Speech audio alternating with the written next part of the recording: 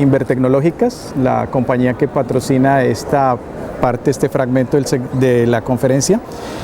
Alicia Rojas, que está atrás, ha sido muy acuciosa en hacer las invitaciones y en traernos a todos aquí.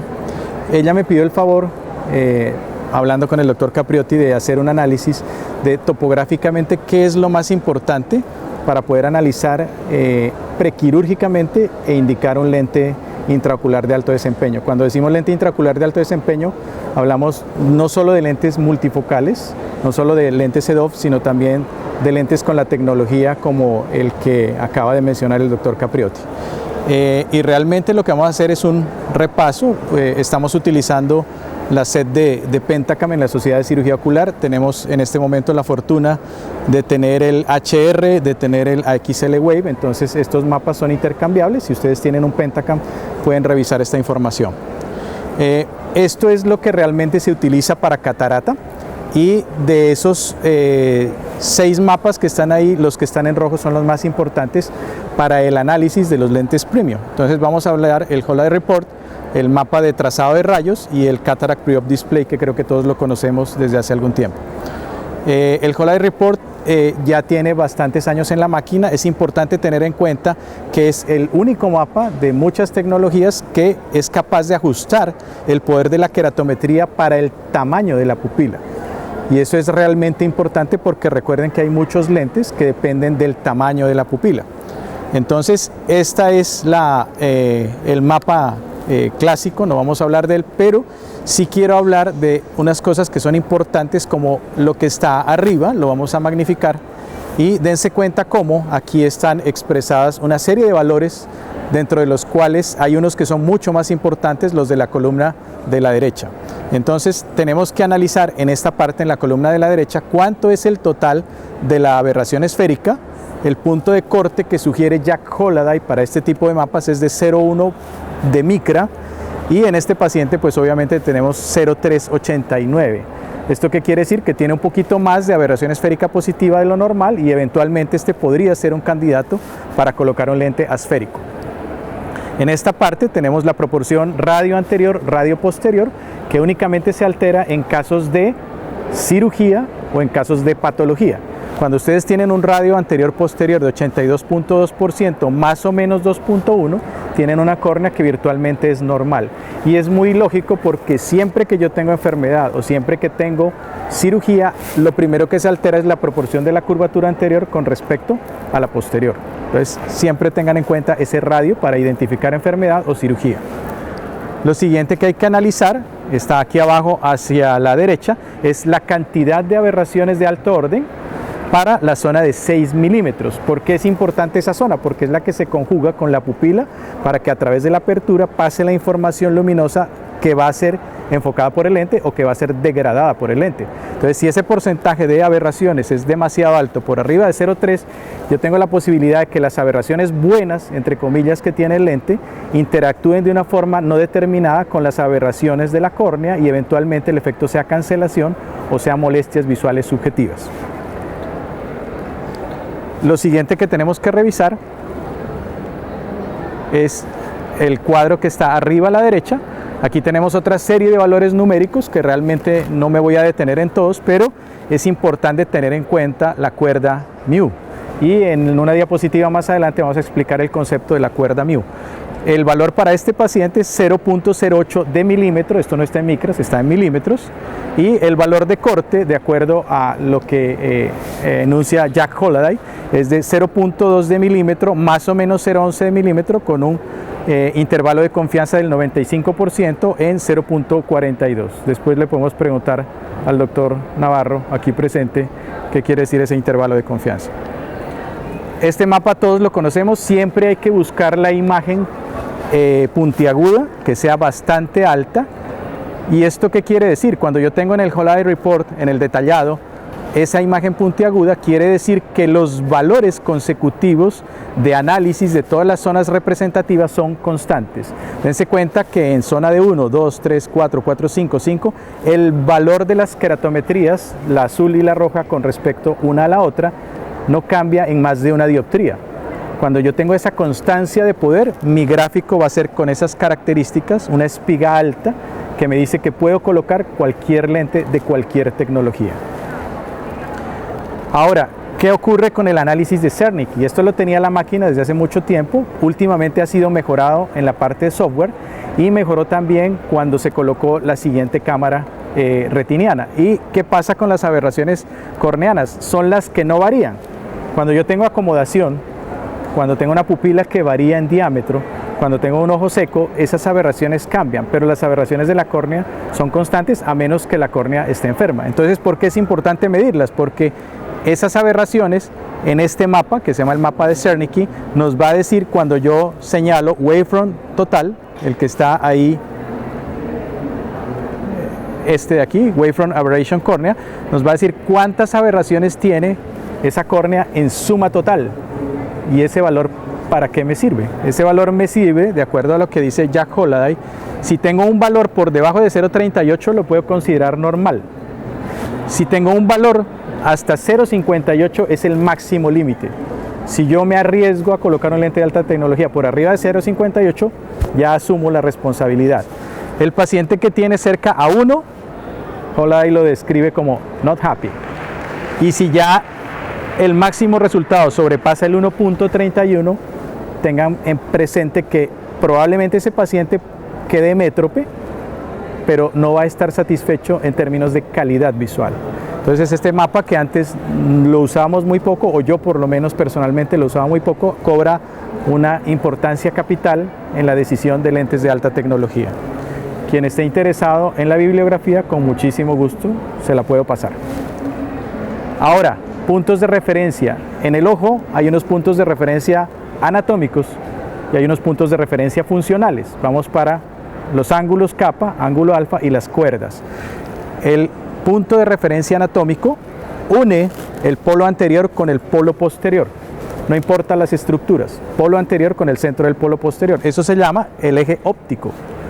Y el punto funcional une el área nodal, el punto nodal, con el área de fijación, con la fóvea, y la diferencia entre los dos es lo que se conoce con el nombre de ángulo alfa. Es normal, y esto, que es la simetría asimétrica del sistema óptico, es lo que le coloca aberraciones al ojo, esta diferencia. Y esas aberraciones dependen de la aberración esférica, del coma y del trifoil. Las aberraciones, por tener ese nombre, no quiere decir que sean malas. En cierto grado, las aberraciones ayudan a mejorar la tolerancia al desenfoque y disminuyen la dispersión cromática. Por eso el ojo humano, a pesar de ser imperfecto, es perfecto desde el punto de vista de compensación natural. Entonces, cuando yo estoy mirando el ojo de lado, como en este caso, estoy hablando de ángulos, pero cuando lo miro de frente tengo que hablar de cuerdas. Entonces, si lo estoy mirando de frente, hay que tener en cuenta que hay un centro geométrico de la córnea, el punto gris, hay un centro geométrico de la pupila, el punto verde, hay un eje visual que no coincide con los dos anteriores, y dependiendo del reflejo corneano va a haber un cuarto punto. Por eso es que todas las máquinas deben tener puntos axiales de fijación para que haya una diferencia menor en el último de los indicadores. Entonces, este es un paciente normal. Es un paciente que tiene un ángulo kappa muy grande. Entonces, primero, reconozcamos las estructuras.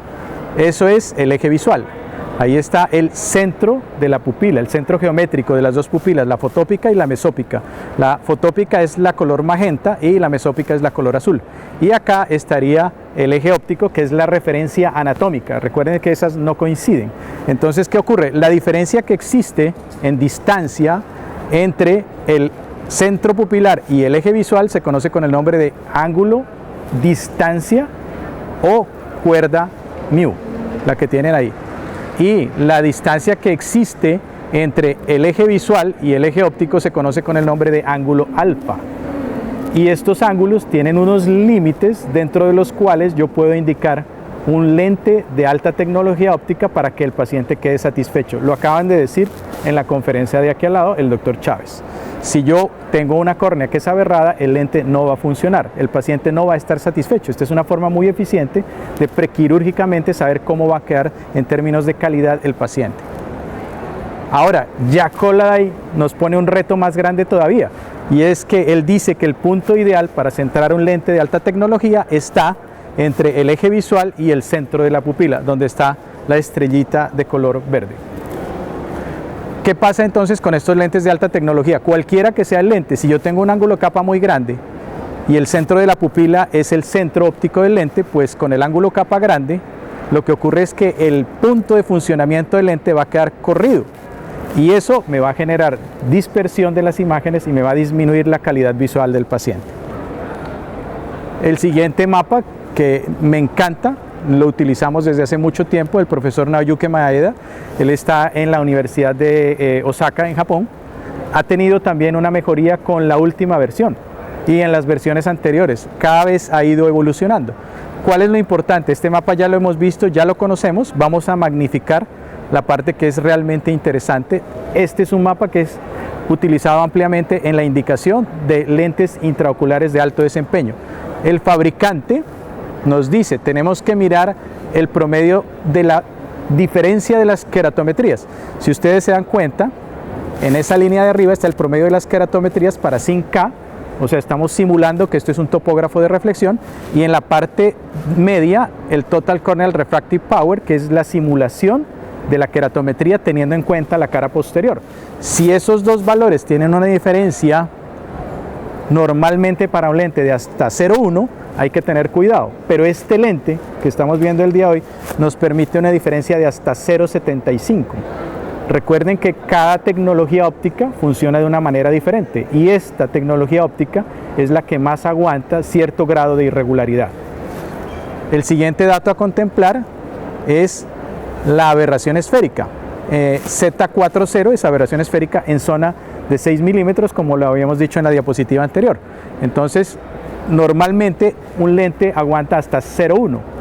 Este lente con esta tecnología puede utilizar hasta 0,3 micras de diferencia para que quede con un resultado satisfactorio sin perder cantidad ni calidad visual. Las otras cosas que hay que ver, ahí está la cuerda mu, tiene un valor de 0,4 hasta 0,6 dentro del rango normal. Entre más pequeña sea, mejor va a ser la predictibilidad de nuestro resultado visual, en calidad visual. Y la cuerda alfa hasta 0,5 de milímetros, este paciente estaría en el límite. Entonces dense cuenta cómo ha cambiado, cómo ha evolucionado el Cataract Pre-Op Display. Ahora trae muchísima más información en términos de precisión, de calidad visual y de cálculo de lente multifocal. Para estos lentes hay que hacer análisis prequirúrgico bastante grande. El acto quirúrgico no es importante en la medida en la que no haya complicación, pero todo esto hay que hacerlo prequirúrgicamente para estar seguros de qué es lo que estamos haciendo. Algunas cosas que encontré que me parecieron interesantísimas de este lente, le decía yo a Alicia que estoy enamorado del lente y no veo la hora de empezar a colocarlo. Miren este artículo, y hay una serie de artículos que describen que el lente, no importa la posición en la que quede, dense cuenta que puede quedar hacia un lado, puede quedar hacia arriba, puede quedar hacia abajo, no pierde su efecto de adición, ni la cantidad de visión para lejos, ni la cantidad de visión para cerca. Ópticamente yo no me lo puedo explicar, pero la literatura lo confirma. O sea, el lente pensaría yo que debería quedar en 270 grados para tener el efecto de la adición, pero ha ocurrido casos en los que el cirujano lo ha colocado en una posición diferente, como ustedes se pueden dar cuenta, y el desempeño del lente en lejos y en cerca sigue siendo bueno, sigue siendo muy bueno. Y la otra cosa que me pareció fantástica, este es un artículo de Jorge Alió del 2012, y esto lo recomiendo no solo en este tipo de lentes, sino en cualquier lente de alta tecnología, incluso en los tóricos altos yo lo hago, es colocar un anillo de tensión capsular. El anillo de tensión capsular asegura la posición efectiva del lente, en primer lugar. En segundo lugar, si el lente es tórico, evita la rotación del lente para evitar sorpresas refractivas, lo que vimos en la charla pasada aquí al lado. Entonces, si ustedes quieren asegurar una cirugía premium, tengan en cuenta que el anillo de tensión capsular nos puede ayudar a predecir el resultado y a mejorar la satisfacción del paciente.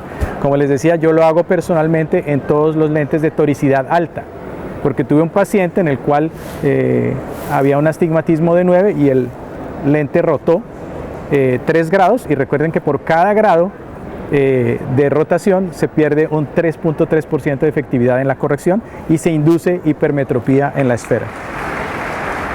En conclusión, hagamos un análisis prequirúrgico cuidadoso. En el boot de Andrec está el Pentacam Wave, si lo quieren conocer, y si quieren ver todos esos parámetros, están los ingenieros para que se los indiquen. Está Iñaki y está Juan Carlos allá atrás sentados los dos. Entonces, acósenles la vida. Estos parámetros numéricos son fácilmente analizables, están estudiados, los propone Jack Holliday. Quien esté interesado en la bibliografía, con muchísimo gusto se las paso. Los lentes E2 bifocales tienen un rango mucho mayor de aplicación que los lentes multifocales que conocemos.